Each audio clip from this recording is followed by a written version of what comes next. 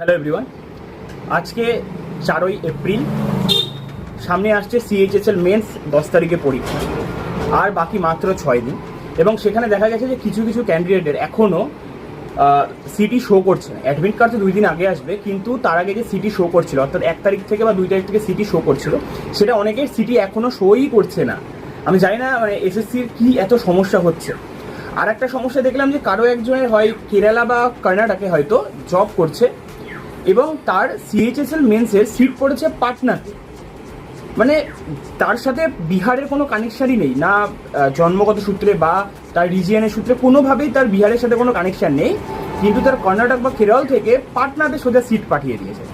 তো chairman sir বলছিল যে এত কিলোমিটারের মধ্যে সিট দিবে, মানে সিট পড়বে আর কি এক্সামে। তার সাথে তো কোনো কথার মিল আসছেই না।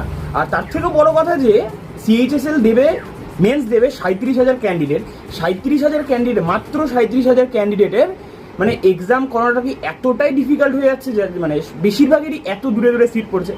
তো আমার তো সিট পড়ছে কলকাতাতে, মানে আমার এখান থেকে কাছেই। আর যাই হোক, আমাদের ওয়েস্ট বেঙ্গলে হয় কলকাতা পড়বে, নাহলে শিলিগুড়ি হয়তো মেন্স পড়তো। আর ওয়েস্ট বেঙ্গলে বেশিরভাগ সবারই হয়তো কলকাতাতেই পড়েছে। তো তোমাদেরও যদি এরকম দূরে কোথাও সিট পড়ে থাকে বা ওয়েস্ট বেঙ্গলে থেকে বাইরে কোথাও সিট পড়ে থাকে, তাহলে অবশ্যই কমেন্টে জানিও, মানে তোমরাও এরকম সেম প্রবলেম ফেস করছো কিনা।